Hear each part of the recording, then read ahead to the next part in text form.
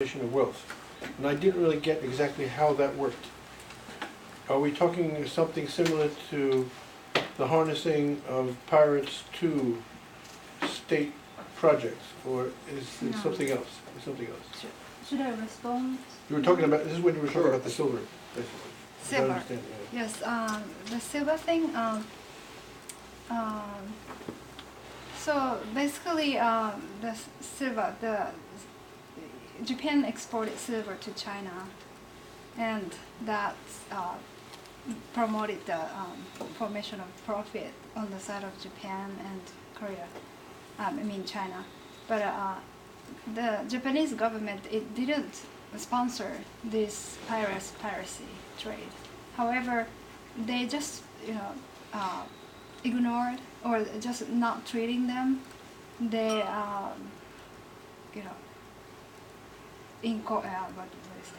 appropriated the piracy's illegal trade So it was like, profits. silent partner kind of thing. Is that the idea? In other words, they were making Yes. a killing on it, so they let them go. Mm-hmm. Is that, if I understand it? Mm-hmm. Kind of. Yeah. Because I would see that, that's a kind of integration, I think, but I'm not sure how to do it. I see. My second question was to, was it Bob? And that was about, yes, one of the things that strikes me about Ireland, about that whole area, and I want to talk a little bit about it because I deal a little bit with that, especially the earlier prestige good network, which is totally dependent on Rome, in fact. And that's the work of Heidegger and all the graves that they discovered. But I'm thinking of, it seems to me that the Viking period itself is the result of the collapse of Rome and the collapse of that trade, which transforms their whole social order into a much more aggressive Viking style, which more like, they're like pirates, I would put it that way, that's what they do, which is a little different kind of process. And I'm thinking of this whole question of what, which I also want to talk about later, which Jim Scott calls the art of not being ruled in Southeast Asia, in this whole zone called Zumia, where he claims that they're all egalitarian, anarchist types of societies that hate the state. But if you look just a little closely at them, they're all doing states themselves. And they're doing it by means of tribute, taxing, trading, piracy, and so on and so forth, but their project is not that different than the states that they're avoiding. They don't like that state, but they certainly are not against the state. And it seems to me that Northern Europe is a kind of Zumia in this period. And I'm not sure whether there are possible comparisons. I just want to know what you think about that. And I had a third question, and I forgot it, so I'll let it go. I was fascinated when I started reading on the Vikings that there was so much debate and people didn't even want to touch the issue of why there was this great Scandinavian diaspora. Okay. It really bothered me. It's so much easier to tell why a group is doing something if you have a clue. So some people talked about population pressure, and there was almost no evidence about that at all. Nation state formation, right? And so everybody who isn't in the ruling clique gets to leave. Landlessness, which comes with certain consolidation of the state, and then all of a sudden you have all these folks looking for other things to do, and finding that with really good naval architecture no one else could stop you. And so I see that what you're suggesting is very consistent. I have to think more about the fall of Rome in this process, but it wouldn't surprise me. With regard to them doing the same, statey kinds of things that everyone else is doing, absolutely, absolutely.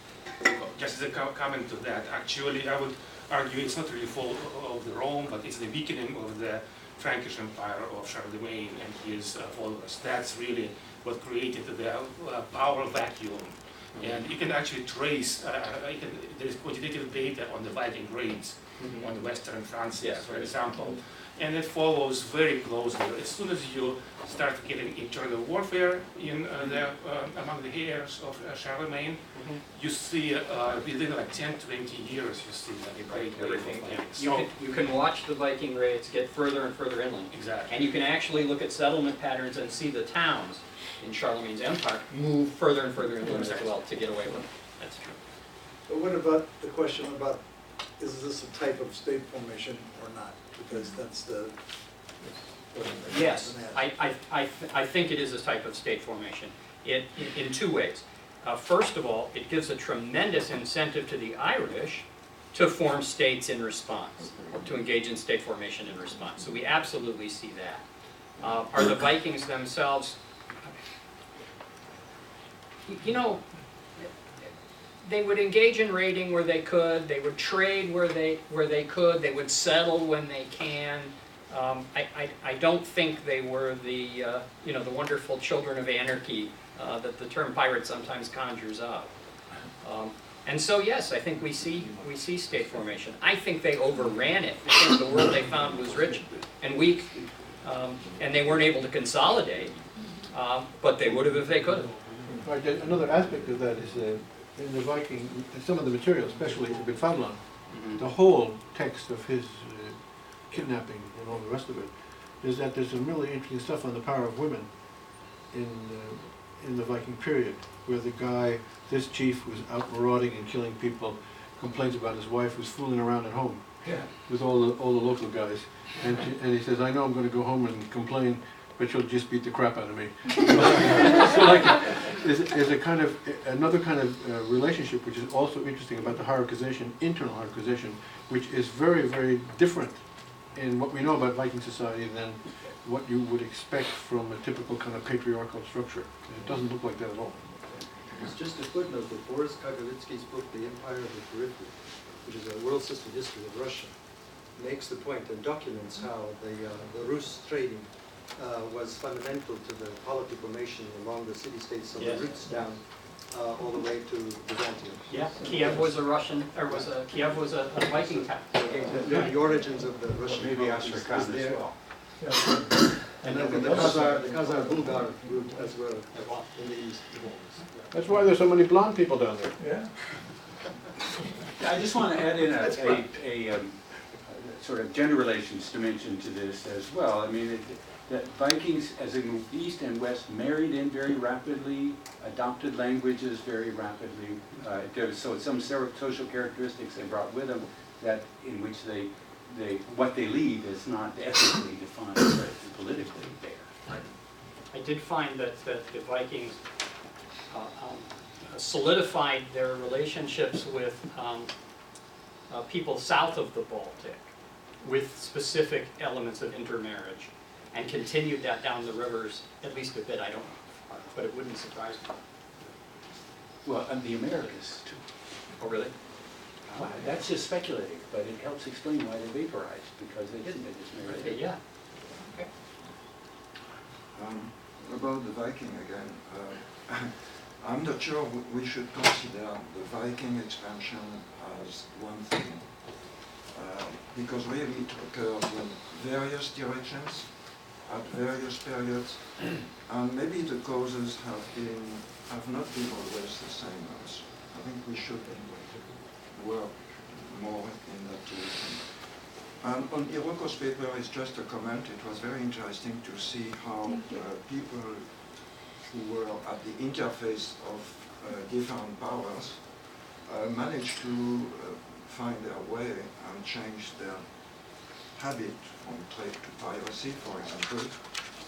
And we have interesting similarities with Southeast Asia, for example, with the so-called sea people, who were marginal in a way, geographically, but powerful in another way.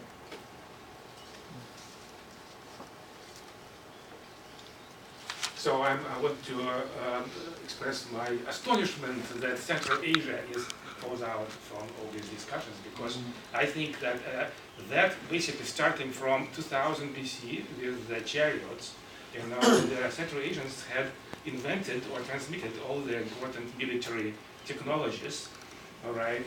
They also have invented a whole bunch of ideological things, like the mandate of heaven. That's pretty clear. That was invented in a great step and adopted in China. And some people, Chris Beckwith, for example, go as far as argue they invented the scientific method, which I'm not quite willing to subscribe to. But just to give you, the spectrum of the Central Asian achievements. And so I think basically, essentially, it's, certainly from the Iron Age.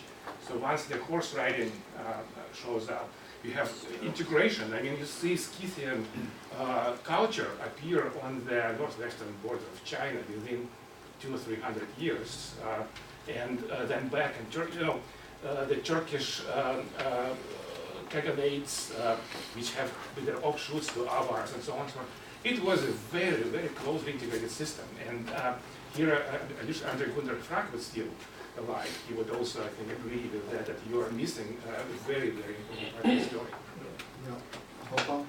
That is not quite a question, but a remark for the Hiroko paper about Woko and the working paper. That sometimes it just puzzles me as to what constitutes private or piracy. That the definition might change over time. That our modern conception of piracy actually came from the age of companies in early modern Europe. That so this monopoly of companies, and if you are not outside the monopoly and then you smuggle and things that you are labeled pirate. And then in the case of Woko and in early modern China and Asia, there's actually many of these pirates actually armed trading merchants. They are doing trade, but the land empire just don't like these people running around doing trade. So they call these army traders pirates, and it's different from the modern conception of piracy. And in some sense, the European companies, East Indian company VOC, their activities are quite like pirates. That you go to do trade, and then people refuse to do trade with them, they shoot them and loot them. And so basically, it's like Charles Tilly, state formation as a state making as organized crime. So this bandits and legitimate state and pirate and legitimate trade sometimes it's difficult to distinguish, and just challenging for them to think about this distinction. Whether piracy is a kind of actually a distinct category of concept, whether we think about this. Considering how ambitious the overall agenda is, it seems to me that one of the pitfalls of the discussion is that we're always going to be able to come up with gigantic things that we can't quite account for in the system. And so even though this is sort of counter to my own research, it seems to me that in order to collaborate, there needs to be a focus on, well, even if it's a basic system with giant holes in it, what can it do? What can we do with it? And since we only have half a day left, not get too bogged down in well, we're missing this giant piece and we're missing that giant piece. Okay, Jonathan. Yeah, I just want to, if we're going to try to put things together, I would suggest that maybe we're talking about, if we take Philippe's notion of this period of crisis and restructuring, an awful lot of, in historical terms, at least in part, I wouldn't say it's the whole thing, the Viking period, what goes on in Ireland, well, the so-called Dark Ages, and even Charlemagne, are products of this kind of restructuring process, and which are secondary states in a certain sense, some which succeed and some which don't, but which you could, I think you could really connect an awful lot that together. And then with respect to piracy, I would say that, I mean, what's the difference between piracy and a trade company? Listen, in the history of Europe, like, it goes back and forth all the time. And of course the pirates were basically, when they got linked in and solid partners to kings, they were feeding them large-scale profits. So like, it's probably a continuum here that should lead from a point of view of, let's say, a world systemic approach to rethink those categories, to deconstruct them and try to put them together as more of a kind of variations on themes instead of fixed types. Sounds good. You know what? I think that's a good point at which to get our box lunches. Because we have 30 minutes to eat.